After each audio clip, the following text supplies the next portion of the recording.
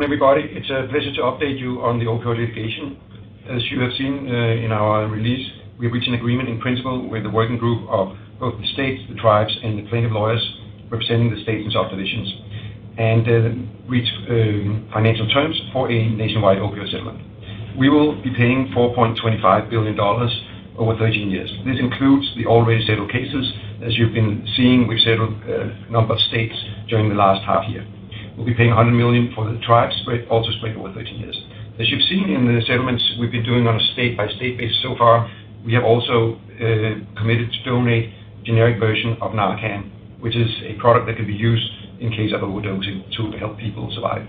We'll be donating these products over 10 years, and there will be the option for states to go for a cash value instead of the actual product donation. Of course, we're hopeful that many will accept the donation and in that way help combat the opioid epidemic. We have revised our provision to reflect all the details of the agreement we have in principle on a nationwide settlement. The agreement is contingent upon final documentation among the working group and us. And of course, like other big nationwide agreements, it's also predicated upon it that we will need a certain participation from the states and the subdivisions, which will be set forward in the final agreement. The agreement is also contingent upon us reaching an agreement with Allergan with respect to any indemnification obligations and Allergan reaching a nationwide opioid settlement. Once the documentation is finalized, the nationwide agreement will need to be adopted by a sufficient number of plaintiffs, which would then result in the vast majority of opioid-related claims and litigation by states, subdivisions, and Native American tribes in the United States to be settled. There are no remaining trials currently scheduled against us in 2022, with the possible exception of the relief phase of the trial in New York's opioid litigation. Additionally, Teva, New York State, and its subdivisions are engaged in ongoing settlement negotiations. We expect that the documentation for the nationwide settlement agreement will be finalized in the coming weeks, with the actual nationwide settlement sign-on process for state subdivisions and tribes to follow. Next slide, please. Let me now turn to the second quarter and the financial highlights. Revenues came in at $3.8 billion. Adjusted EBITDA came in at $1.1 billion. The GAAP diluted loss per share was 21 cents. The non-GAAP diluted EPS was 68 cents, and the free cash flow came in at $301 million. We continued to reduce our debt, and the debt has now been reduced to $20 billion. Our 2022 revenue outlook has been revised, mainly due to continued foreign exchange headwinds. We've seen the dollar appreciate significantly during the last year against the euro as much as 14-15%. Our guidance for operating income, EBITDA, EPS, and free cash flow remains unchanged. On the business side, we'll comment on Austedo and Ajovy in the coming slides, but I'd like to point out that North America Generics had a strong quarter with good contribution from the generic version of Revlimid, but also continued strong sales of EpiPen as well as the biosimilar Truxima, which is the biosimilar version of Rituxan, where we still have a high market share. In Europe, we also saw a very strong volume uptake of both our generics and OTC, and we actually saw that the revenue in local currency was up 12%. So we're seeing normalization of volumes following the COVID-19 restrictions that have been lifted. We also had a biosimilar product launch in the UK, the biosimilar to Lucentis. Next slide, please. If you look at the revenue development here, then you need to be aware that we report this in ongoing currency, ongoing realized currencies, which basically means that when you're comparing to Q2 21, we do see a decline in US dollar terms. Had we reported it in the local currencies, then the revenue would basically be flat. And that means that in Europe, we do not see in local currency a decline, but rather see a small increase. And in North America, we see stable revenues as well as international markets. In international markets, of course, there has been a negative influence on our revenues in Ukraine due to the conflict there, but overall, the revenue in international markets is in line with expectations. Next slide, please. Austedo continues to grow very nicely. We see a continuous growth in the TRx and in the patient numbers.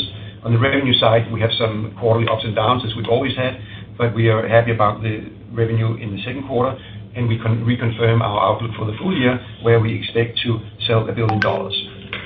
Next slide, please. Ajovy is also doing very fine. You can see here how the scripts are continuing to grow in the US, and you can also see how the market share in Europe continues to grow.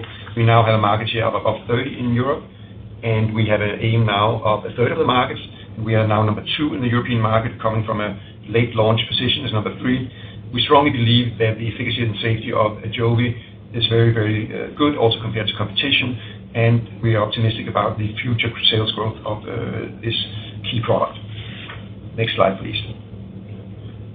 The margin continues to evolve positively along with our operational plans to optimize manufacturing, optimize our commercial operation. You see here that the first half year margin is above the first half year margin last year. And the reason why we have a difference between the first half year margin and the full year margin is that we always have a strong fourth quarter in terms of revenue for a lot of practical reasons. And that means that we still expect to see an uptick for the full year compared to the first half, and means that we are on our way to hit the long-term financial target for 2023 of 28% as operating margin. Next slide, please. The debt, as I alluded to earlier, continues to decline. We're now down to 20 billion. Of course, we won't stop here. We will continue to drive down debt, and I'll be commenting later on what our long-term target will be for the debt development.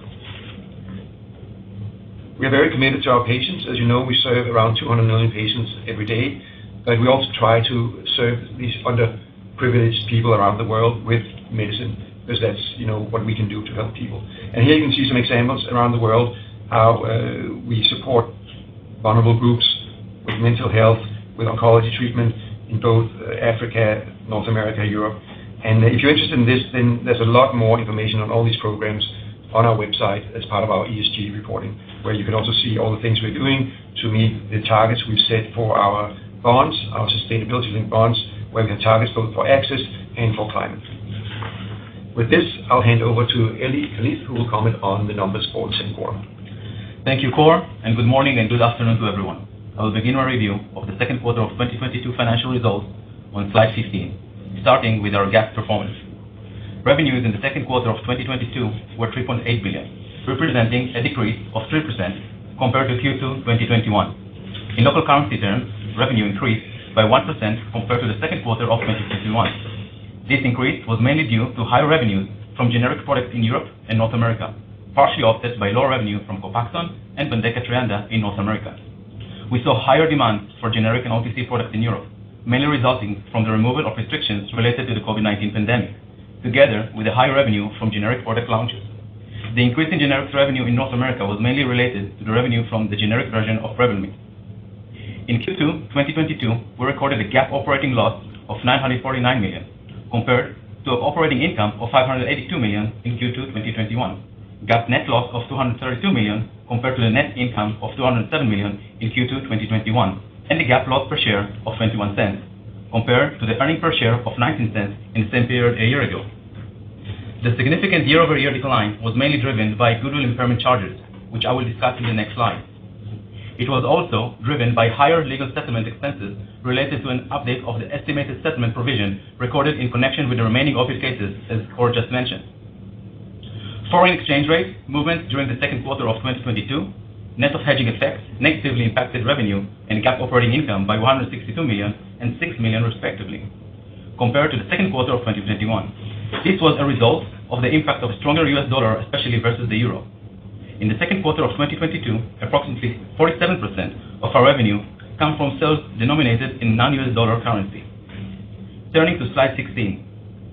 You can see that the net non-GAAP adjustments in the second quarter of 2022 were 986 million versus 444 million in Q2 2021. The majority of this amount was a result of a 745 million goodwill impairment charge that was booked to our international market and Teva API reporting unit due to increased discounts and country risk premium rates. Additional notable non-GAAP adjustments include legal settlement of 729 million, mainly due to an update of the estimated opioid settlement provision. In Q2 2022, according to the agreement in principle that Kåre mentioned, the overall opioid provision was updated to 3.2 billion to reflect the discounted cash flow for all elements of the nationwide legal settlement on the assumption that we finalize the relevant outstanding terms and get a full participation. Non-GAAP adjustment also includes amortization of purchased intangible assets totaling 212 million, the majority of which is included in the cost of goods sold. Corresponding tax effect includes a portion of realization of losses related to an investment in one of our U.S. subsidiaries. Moving to slide 17. For a review of our non-GAAP performance, I've already discussed our second quarter revenue, which totaled approximately 3.8 billion. Now let's move down the P&L and look on the margin. Our non-GAAP gross profit margin improved to 54.4% compared to 53.3% in Q2 2021. Despite 1% quarter-over-quarter decline in non-GAAP gross profit, The increase in non-GAAP gross profit margin was mainly driven by a favorable mix of products in our Europe segment and the positive impact of hedging activities, partially offset by low revenue from Copaxone and the change in the mix of products in our North America segment. Our non-GAAP operating margin in Q2 2022 was 26.9% versus 26.4% in Q2 2021. This increase was driven mainly by a lower spend base, which I will discuss in the next slide. We ended the quarter with a non-GAAP earnings per share of 68 cents compared to 59 cents in Q2 2021, mostly due to lower financial expenses and income taxes. Now let's take a look to our spend base on slide 18. We see that our quarterly spend base declined by 110 million, although it increased by 41 million net of FX. Looking at our total spend base for the first half of 2022, it declined by 367 million or 142 million net of FX. We continue with our ongoing efforts to transform our global operational network and ongoing activities on the management of operating expenses. We expect the overall annual spend base to remain well below 12 billion as we continue to focus our efforts on reducing and optimizing our cost of goods sold.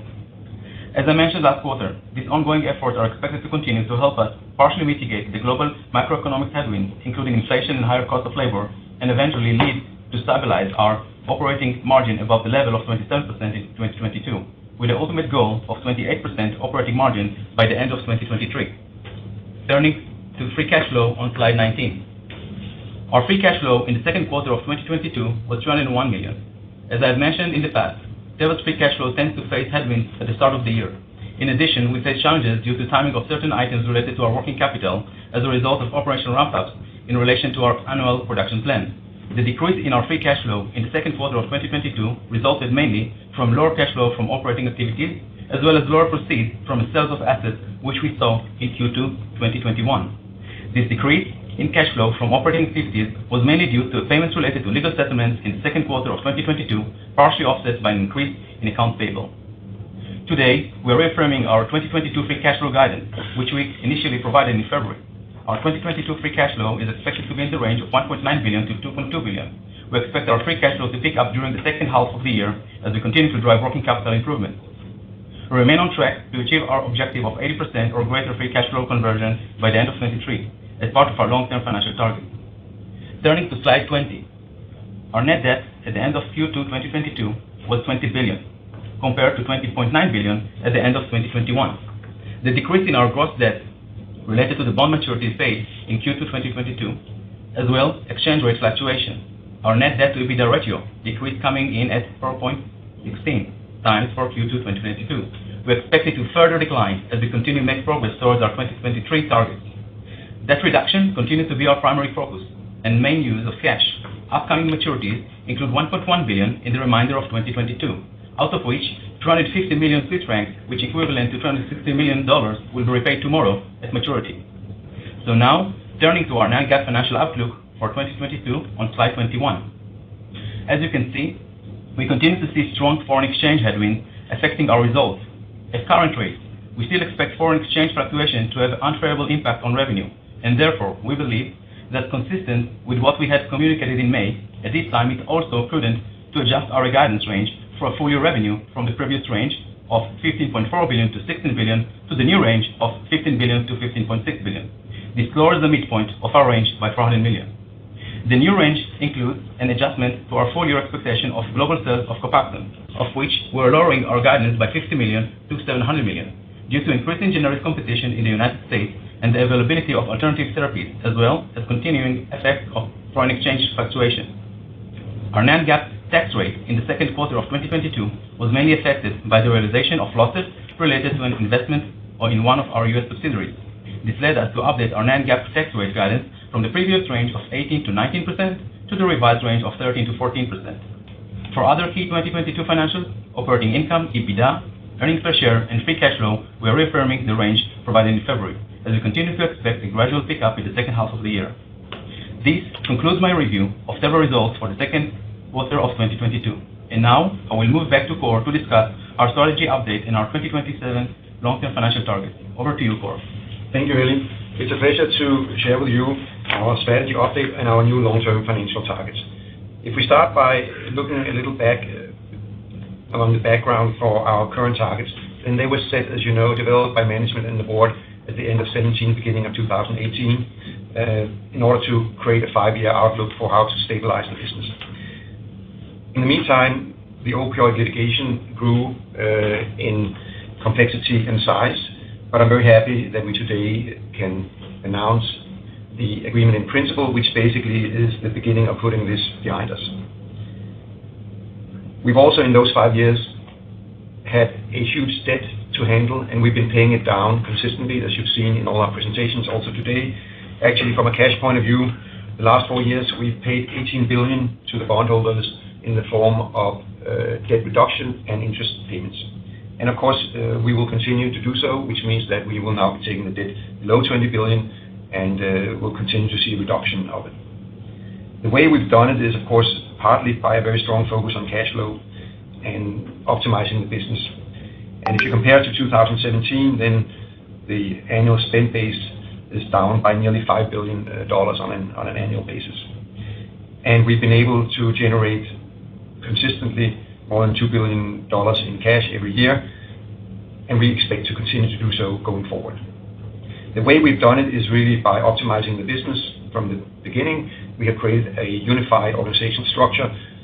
It's the One Teva concept, we call it, basically meaning that everybody works together in order to optimize the synergies in the organization between generics, OTC, specialty, between all the different sites.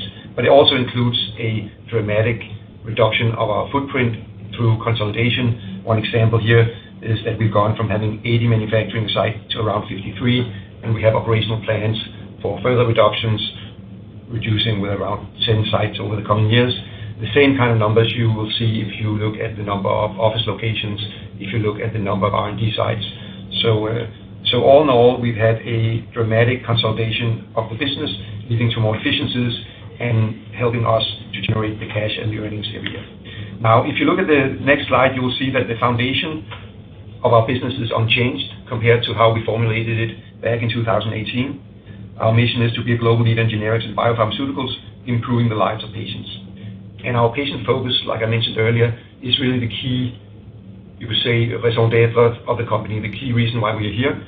We are here to help patients with medicines, be it generic medicines, be it OTC, be it new innovative medicines. And we help a lot of people. Roughly, we support around 200 million patients every day with all kinds of different products, again, across a very broad geographical range of countries and across a very broad range of products. We have core values, which I won't comment on in details, but these are unchanged, and they secure that we have high employee retention. It secures that we live our lives in an ethical way, and it secures that we stay in compliance.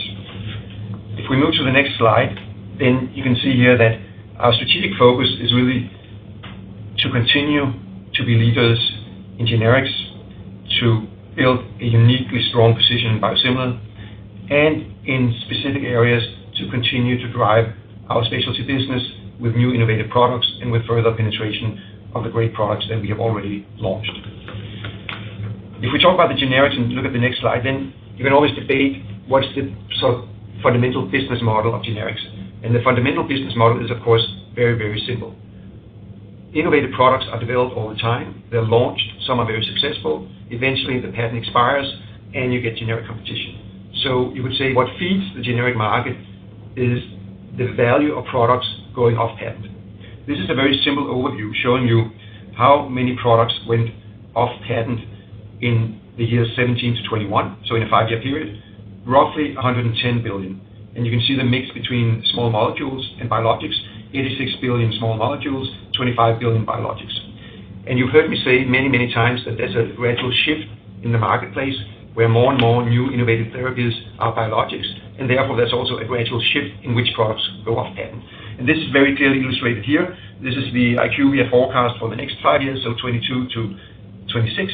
And you can see here that we are talking about nearly 200 billion going off patent, and now it is like 120 small molecules, 70 biologics. So the biologics are getting close to being 50% of what goes off patent. If you do a projection further out, it gets a little more uncertain how revenues will actually be of the different products. But my prediction is if you do the next 5 years, you will be close to 50-50 between small molecules and biologics. and the value will be even bigger than it is for this 5-year period. So the short message here is there's plenty of business to be made in small molecules going off patent, having generic versions being launched, but also in biologics going off patent and having biosimilars being launched. If we just look at the next slide, then this is another way to look at it. This is the sort of prediction for the total generic market worldwide. And you can see here it's a huge market, and it's predicted to grow around 4% on an annual basis. Now, if you look at the next slide, we try to give a picture here of why we are the leading generic company in the world and what you need to do to stay the leading company.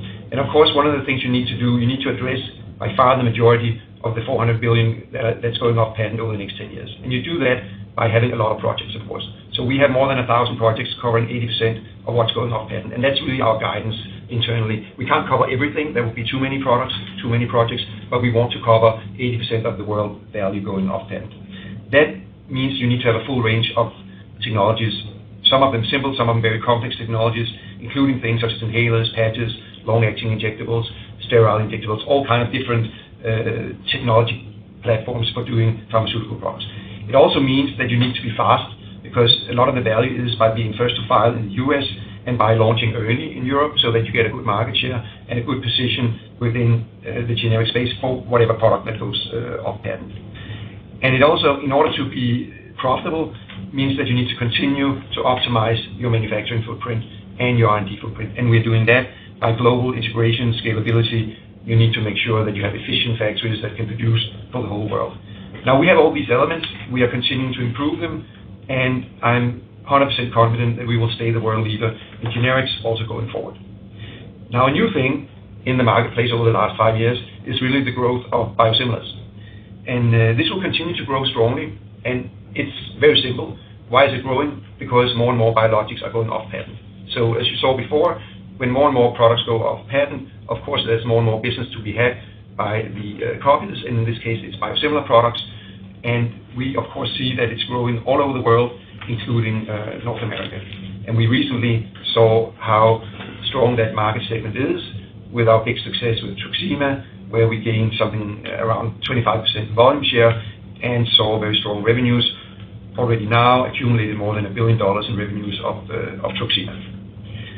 Now, if we move to the next slide, then you can say there are some other skills that you need in order to be a leader in biosimilars. But in a way, it's not radically different. It's technologically a little bit different because you need, of course, again, to have the same strong portfolio. It's typically less products, less projects, because each product in the biosimilar space or in the biopharmaceutical space are typically bigger. So you have biologics products today, patented products that will sell 5, 10, 15, 20 billion on a worldwide basis. And therefore, we have the same philosophy. We want to cover 80% of the value going off patent, but you can typically do that with less projects. The projects are somewhat more complex, so you need, you could say, a different set of technologies. We have all those technologies, the full value chain in-house. We're expanding significantly in Germany, in Ulm, our capabilities here, our volume capacity. So we're very, very well focused for this going forward. There's a huge overlap between the practicalities of doing new, patented, innovative biopharmaceuticals and doing biosimilars. The whole, you could say, value chain of the actual manufacturing is actually the same. The future demand will be strong, and we believe we are very well positioned to become a leader in biosimilars, both in US, in Europe, and in the rest of the world. Now let's take a look at our specialty pipeline. We have a focused specialty pipeline. We have two areas where we focus the most. That's in neuroscience and immunology. And I won't go into details about the projects today. That would take too long. But within the coming year, we will plan to have an R&D day where our new head of R&D, as well as other members of management, will tell you much more about the projects that we have here. But just as a little teaser, you can see here we have projects, for instance, in MSA and in Parkinson's disease, an area where we have a strong tradition with the launch of Azilect years ago, and where we really have focused for many, many years. Movement disorders, as you know, is a key area for us, also with Austedo in the marketplace. So that's very, very exciting. Other exciting projects also in neuroscience. And in immunology, we have some very interesting attenuate projects in oncology, where you, as you know, you downregulate the effect of the immune-stimulating agent so that it works only in the right spot and that means that you overcome some of the safety hurdles. We are working also together with Takeda. They have in-licensed a product in that category, and that's also doing very well going into phase 2. So a lot of exciting things that we'll get back to in more detail sometime during the coming year. Now, let's move to the next slide, because as you know, I like to set out long-term targets, stick to them, and make it relatively simple, because otherwise it gets too confusing. And if you change your targets all the time, it also gets too confusing. And I've been saying the last year that we're getting close to the end of 23, so it's probably a good idea to share with all of you, analysts and investors, how do we see the longer-term future for Teva. And these are the new long-term targets for 2027. There are no really big surprises, I would say. We will continue to improve the operating margin. We are heading now past the 28, that's the target for next year, heading for 30%. We continue to take down the debt, so we will head at going below 2 at the end of 27. And we will, of course, need strong cash to earnings, otherwise we can't do any of this. And we are now also focusing on revenue growth. This basically means that we will ensure that we have a compounded annual growth rate of the revenues in this period in the mid-single digits. And of course, that might mean that we'll do some small bolt-on acquisition of products, or we'll do some geographic expansion of our portfolio. And we're very focused on this so that we ensure both better margin, strong cash flow, less debt, and growing revenues. So just to sum it all up on my last slide, we think we have a very sustainable foundation, which means we can return to growth both on revenue and earnings, and thereby increase shareholder value. The reason why we believe in the growth is what I showed you about the very strong and predictable generic business, strong growth in our biosimilar business based on our pipeline, and a focused specialty pipeline combined with Austedo and Ajovy, which are doing well in the market. We'll continue to drive the margin up. It's not a miracle, it's just hard work, and we'll continue with our solid cash flow generation and thereby reducing our leverage in the years to come. Thanks for listening in, and we will now move on to Q&A. Thank you. As a reminder, to ask a question, you will need to press star 11 on your telephone and wait for your name to be announced. Please limit to one question and one follow-up per person. Please stand by while we compile a Q&A roster. And the first question comes from the line of Balaji Prasad from Barclays. Please go ahead, your line is open. Hi, good morning everyone, and thanks for taking the question. Kåre, firstly, congratulations on getting the settlement in place. So I'm curious to know what are the next steps and timelines for the settlement, specifically focusing on the caveat with Allergan, and is there a time limit by when the Allergan settlement needs to happen? If it doesn't, is there a chance that the current settlement could be rendered moot? And you could also just speak about the longer-term growth that you're guiding to. We've now almost been conditioned to think of Teva's generics growth as flattish, centered around a $4 billion size. So as we look out to the longer-term generics growth of 4% plus, is it fair to assume that Teva can deliver growth equal to or greater than this longer-term generics market growth? Thank you. Thanks for those two questions. Let me start by the opioid settlement. So our expectation for the timing is that in the coming weeks, the agreement in principle will be finalized in actual wording. And as you know, the mechanics is actually that is an agreement for the states and the subdivisions to enter into an agreement. Because the way it works is that you agree on all the terms and how to do it, and then you ask all the states and the subdivisions to sign up to this agreement, and then of course they get included and they get the money and the product and so on. And the way it typically has been working, if you look at J&J and the three big distributors, how they did it, and we will do it very similarly, then it works the way that there's a clock start, and then you have some months where people can opt in, and then after those months have passed, you have an evaluation. Do you have enough participation for this to be meaningful? We would definitely expect to have that, given all the information we had from both states and plaintiff lawyers, and given what we saw with J&J and the three distributors. And then once that gets done, then state by state, subdivision by subdivision, you sign and you start implementing. And that means that the actual implementation will start sometime next year. In terms of Allergan, of course, the assumption here is that there will be an agreement where they will be also taking part in that, and I think that's by far the most likely and, of course, also the best for everybody involved. In terms of the growth rate, then you're absolutely right that the sort of a run rate for generics, biosimilars in the U.S. is around $1 billion a quarter, so around $4 billion. But that's, of course, not our entire business. We also have the specialty business, and we also have the generics and biosimilar business in the rest of the world. And I do not think that the generic piece, so you would say the NCE generic piece in North America and Europe, will not be growing. but the biosimilar piece will be growing significantly. And that basically means that you will have a flat, maybe 1 or 2% growth on traditional generics, but then you'll see some complex generics, you'll see biosimilars adding to the growth rate, not dramatically, but taking it up into single digit. At the same time, we have this dynamic we've discussed so many times, that we've had a drag for 5 years now from Copaxone that went from close to $5 billion now to, you just saw the number, $700 million. And we've had the growth of Austedo and Ajovy coming in. And if you look at the guidance for this year now, you can say for the first time, not only are the growth drivers bigger than the detractor, so to speak, so the combined sales of Ajovy and Austedo are now bigger than the declining sales of Copaxone. They've actually reached the level where they're twice as big.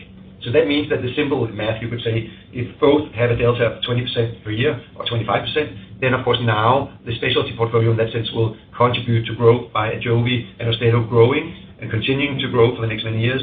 You saw, for instance, on Austedo that the IP situation looks like it's very safe until the early 2030s. So there's a long growth path for Austedo going forward.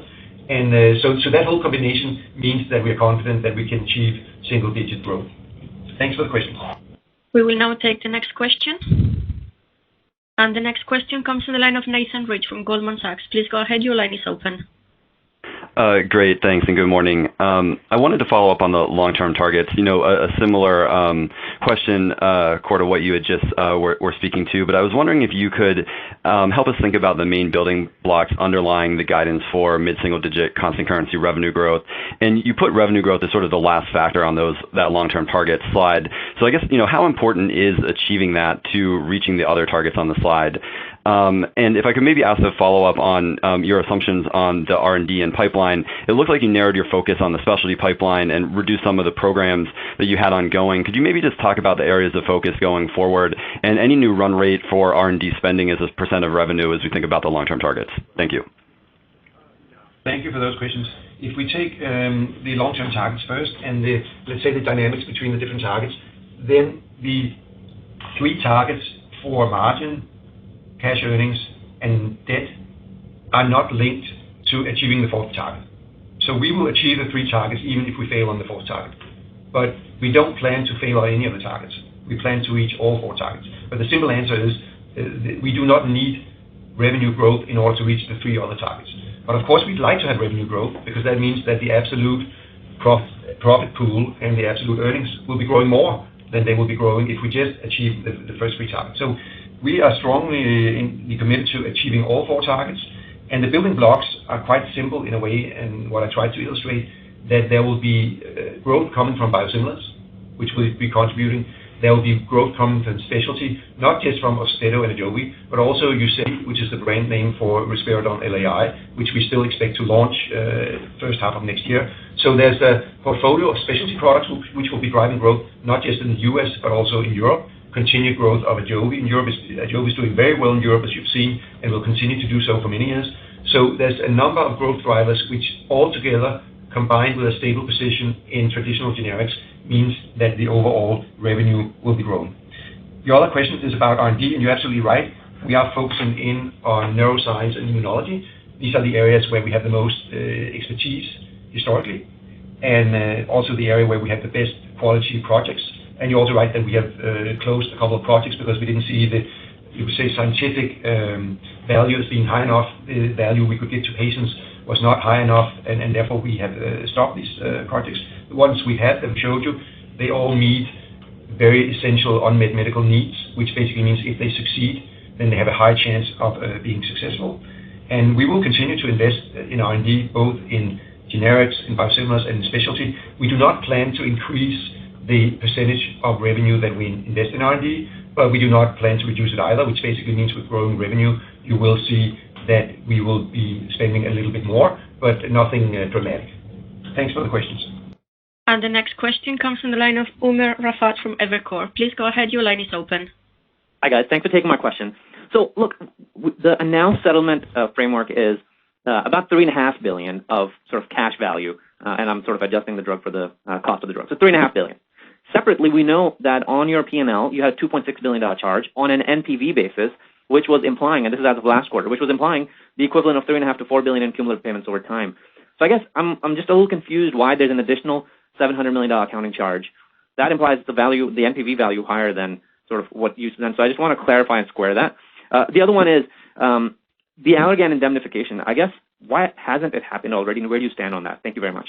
So I'll just give an overall explanation for the accrual we have, and then Ellie can give you some of the details, and then I'll get back to the Allergan thing. The overall accrual includes everything. So, we won't comment on all the details on the agreement in principle, but you can imagine there's tons of details about the already settled cases, the product volume there, the fees in the different cases for the attorneys, the tribes, the different ways of the payment schedules, the 13 years, the discount rate, all kind of stuff goes into it. But the only thing I can reassure you, and maybe Ellie will give you some more color to it, is that it's very, very comprehensive. It's very, very detailed. It's, of course, done extraordinary well, also together with our external accountants. So the 3.2 is a very good picture of the net present value of all obligations, including product and everything else being involved here. But Ellie, maybe you want to give some color to it. Yeah, so Omar, just as a high level, the 4.2 billion that we announced, this one including what we call the cash element there, that's around 3.6 billion. And then we have the alternative element on the product, it's 240, and then some elements related to fees. And then on top of this, there is some other elements which we cannot actually comment again, related to Allergan and a few other elements that we are considering in our accruals. But one thing to understand, this is a not really evenly straight line, 13 years, the same amount each year. We have some amounts that kind of front-loaded on the 6-7 years at the start of the settlement period. And we already have some prior settlement that we commit that need to actually have their own schedule already that we commit. So it's not like kind of a straight line, one discount rate you can drag and get kind of a net clean NPV. And as Kåre mentioned, because it's a lot of layers and very sophisticated, the 3.2 billion accrual NPV base is actually considering all the elements, considering that we have full participation on the nationwide execution. Yeah, regarding the question on... Ellie, if I may just clarify then, the announced amount is 3.6 billion, which is the cash element, if I may. The NPV of what's on the P&L is 3.4 billion. So does that mean that the announced cash amount 3.6 is actually higher than 3.6? It's closer to 4 billion of cash based on some of these other elements, quote unquote, that you just mentioned? The announced is 4.2 billion, up to 4.2 billion in cash, which considering the cash element 3.6 plus the potential convert from product to cash around 240, that's 20%, and then additional fees element inside, right? So if actually no one in theory getting the product, we actually took it to up to 4.2 billion. Now there are a few other elements that we consider from what we call risk assessment and estimation in our growth, and that is actually on top of it, right? And we already consider what we paid. And what I'm trying to tell you is that because it's not a straight line, the NPV is really getting different than straight line NPV, because if you have upfront payments, you actually get kind of more cash on the NPV top, right? So that's what I try to phrase. Thank you for that. Okay, thanks for the question. With regard to Allergan, then we don't have any further comments to that, but we expect to see them as part of the final settlement. Thank you. Thanks for the questions. We'll now take the next question. And the next question comes from the line of Jason Gerberry from Bank of America. Please go ahead. Your line is open. Hey guys, good morning. Thanks for taking my questions. So my question has to do with sort of the comprehensiveness of the deal as we know it today. When the J&J deal, I think it got announced in the second half 21, and then like 120 days later, I think it was finalized. 90% of litigants had agreed. All the allocations were sorted out. So should we think about this deal as like on a similar trajectory, and that most of the states and subdivisions have already sort of sorted out the allocations via the J&J deal? So I'd almost think this could happen sooner. And then can you give any color on how many states have agreed to this for this working group dynamic? Just curious if you can shed any more light on that. Thanks. And so the short answer is, I think the situation is very similar. So all the details, of course, have been worked out. There's a ton of details on percentages and states and subdivisions and all that stuff, as I'm sure you know.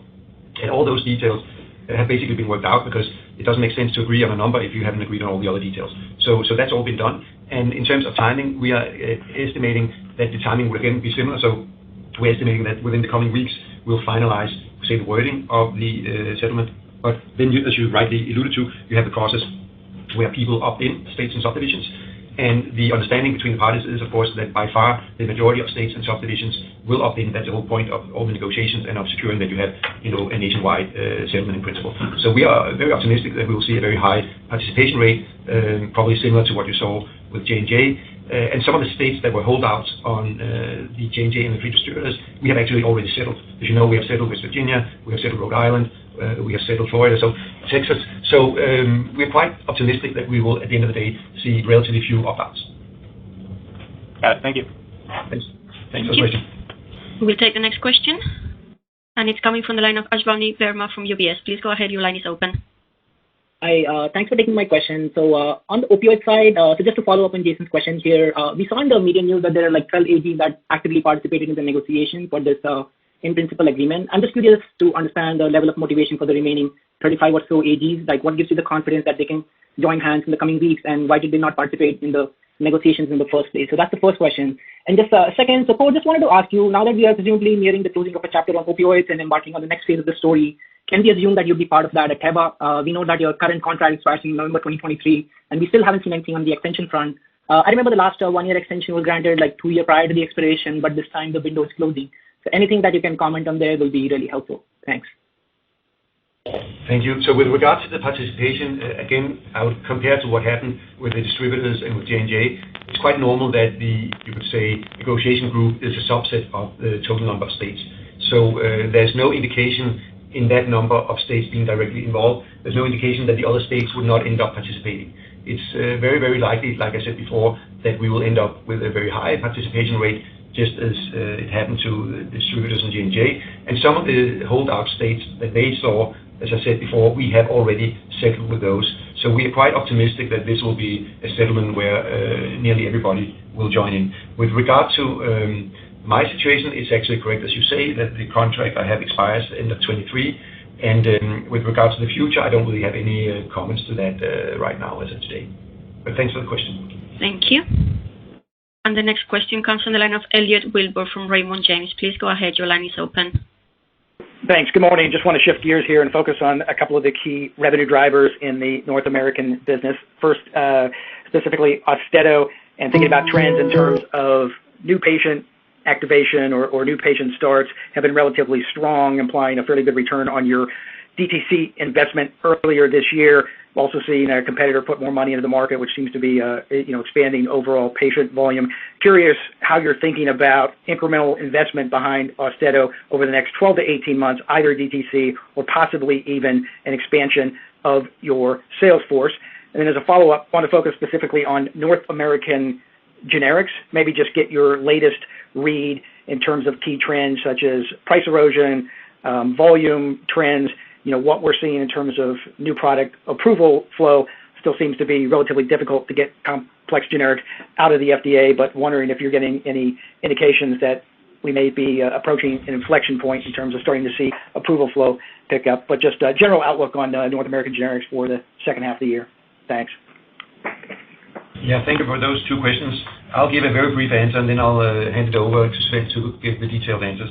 We're very happy about the progress on scripts with Austedo and patients, so that looks good. And we're also happy about the performance of generics in North America here in the second quarter, hitting in North America combined with the biosimilars around $1 billion. So that looks good. But for more details, over to Sven. Yes, thank you, Elliot. So for Austedo, we had strong TRX growth of 27% in the first half of this year versus last year. And also the new patients have developing strongly. The NRX grew 32% in the same period. So we are definitely achieving our goal in terms of patient activation, and that was one of the key objectives for this year. For that reason, we are also confident that we achieve our sales target that we set for ourselves in the second half of the year. As to your question about our marketing investments, we have achieved our goals of patient activation in the first half of this year, and we've also seen that we significantly increased the prescriber base, which speaks to the fact that the TV campaign was actually effective. We're now focusing our investments on downstream activities, on sales, on the titration management, on patient adherence, and we believe we have a significant potential in that area. And we already did these investments in terms of sales force expansion and other activities, so we are fully on top on the Austedo development. On generics, our expectation is that the level of generic price erosion is trending back towards historic rates. We expect to see an incremental stabilization, especially for the segment of base generics in the second half of this year. It does not mean that we don't have price erosion, we just have stable price erosion, and we do not expect an additional acceleration for our portfolio. So concerning our own development, of course, the most significant factor for business ability is the rate of new product launches and the gradual shift to high barrier generics, which have a more sustainable pricing profile. And these are products like EpiPen, the patches we have, the inhaler we launched, and other long-term injectables. They are more durable than the base generics business. What we see here is that, of course, you're right, the FDA is currently seeing significant barriers for complex generic approvals. For that reason, some of our approvals that we expected for this year are now happening next year. But overall, we believe that especially in 2023, we see two elements that we get to a higher rate of product approvals, and we will also have with the Humira biosimilar launch, I think for our generics business an inflection point for the future because we have other biosimilars lined up after that, so that we are optimistic about the outlook of our North American generics business. Thank you. Thanks for the questions. And the next question comes from the line of Gary Nachman from BMO Capital Markets. Please go ahead. Your line is open. Okay, thanks. Good morning. So back to the proposed settlement. How much are the payments front-end loaded over the first 6 years that you highlighted in answering Umer's question? And how much is spread out over the next 7 years? Just want to have a better idea on how to model that, even if you could give us order of magnitude if you don't want to give us the specifics there. And then on the long-term revenue objective, at what stage will you be able to do business development again? You mentioned as part of revenue growth, that'll be one element. Where does leverage need to be in order to start doing that? And then just give us any catalyst anytime soon from the specialty pipeline that you can highlight. I know you'll have an R&D day, but just give us some of the key catalysts if you can. Thank you. Thank you very much. So if we take the settlement first, then what Ellie was alluding to was that there are some current settlements that we have already done with individual states where we are actually paying cash already this year. We have actually already paid cash in the first and the second quarter. If you look from next year and going forward, then the variations per year are actually marginal. So you should imagine you take the total amount and divide it by 13, and then the swing factors up and down are marginal. It's not dramatic. So it's somewhere between, say, 300 and 400 million per year in net cash for all the different elements. So it's not front-end loaded in that extent. It's just the fact that we have some settlements we already did where we have already paid some money this year, a couple of $100 million so far. So that's really it on the settlement.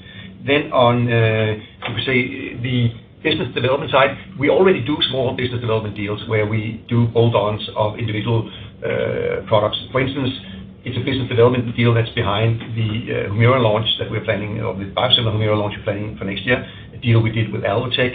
The biosimilar we just launched in UK, biosimilar to Lucentis in the UK, that's also a business development deal. So we do business development deals, and we will continue to do so. If you think about when is there more room, significantly more room in the balance sheet to do something slightly bigger than this, that will be at the end of the 5-year period, because since we're aiming for a net debt to EBITDA below 2, then if you do sort of the math on a marginally growing EBITDA, and therefore the MAD EBITDA will be growing over that period, a constant declining net debt, then of course you hit that around 2 times net debt to EBITDA. You hit that before the end of 27. And that means when you get close to that or when you get below that, then of course you have some room within these targets to do a little bit more BD. But you're still at the size where it's, I would call it, smaller bolt-on things you can do. And there's a lot of opportunities there. There's a lot of companies who develop products, and then they don't really have a commercial setup, so they need a partner. And we have a good tradition of partnering with many different companies, so we think we can continue to do so. And that will be one small element in continuing the growth of our revenues. With regard to the pipeline, I think there's a lot of exciting things there, and I won't go into the details now, but just say that, of course, next year, the long-acting risperidone looks extremely good from a clinical point of view, both efficacy and safety, and it will be a major improvement of long-acting antipsychotics that you can do subcutaneously, and it works for 1 or 2 months. So that's going to be really nice to get that finally approved and launched next year. Thanks for the questions. And the next question comes from the line of David Amsellem from Piper Sandler. Please go ahead. Your line is open. Thanks. So couple of questions. So one, just thinking at a high level about the business. One of your U.S. major peers, Viatris, has talked openly about divestitures. And I just wanted to pick your brain, Kåre, on how you're thinking about divestitures, particularly as a means to generate proceeds and perhaps then be able to more aggressively pivot towards the acquisition of brand assets. Brand assets being a question and a topic that comes up quite frequently. So how are you thinking about that, particularly now that you've gotten the opioid settlement largely behind you? And then secondly, just switching gears to the Humira biosimilar, just latest thoughts on how you're thinking about that, not just in terms of timeline, but also how are you thinking about the ramp and adoption here? Just your general thoughts there. Thank you. Thanks for the questions. I'll take the first one, and then Sven can take the second one. So with regards to divestments, what we've done the last 5 years is we've really analyzed the entire value chain, the entire business, and we have sold off those elements that we thought had no strategic synergy with the rest of the business. And we've kept all the elements that we believe gives us a strong synergistic effect. So we have no plans of divesting any parts of our business. We basically have the plan to integrate and optimize the business we have elected to keep because we believe it all fits very well together. So we will be working, like I explained earlier on in the strategy, to further optimize, further increase the gross margin, the operating margin, and building a stronger and stronger foundation. And then we will, as a consequence of the debt reduction and the margin improvement, free up more and more cash to do what you said, acquisitions of branded products either in one or another area. But it will happen organically. You could say that we generate more and more flexibility to do so with the debt reduction and the margin improvement. And then on Humira, Sven? Yes, thank you. I think the question was about the expectation for uptake of Humira next year. Just as a reminder, Amgen comes in January with their biosimilar, and then a whole range of other companies, including us, in July 2023. I believe the uptake will be largely defined by the contracting strategies of PBMs and our customers, how they think they would like to build the biosimilar market versus the offer that they get from AbbVie. And that will be a two-step approach. One will happen in 2023, primarily in the summer of 2023, and then you will see a second phase in 2024 when the whole book of contracting will be opened again. I believe we are in a good position. We have the best product profile of all companies coming to the market in 2023, and we are already in discussions with all our customers about the access approach for next year. Yeah? And I think we know more about that at the end of this year when all the contracting has been done. Thank you. So thank you very much for all your questions, and thank you for listening in, and have a nice day.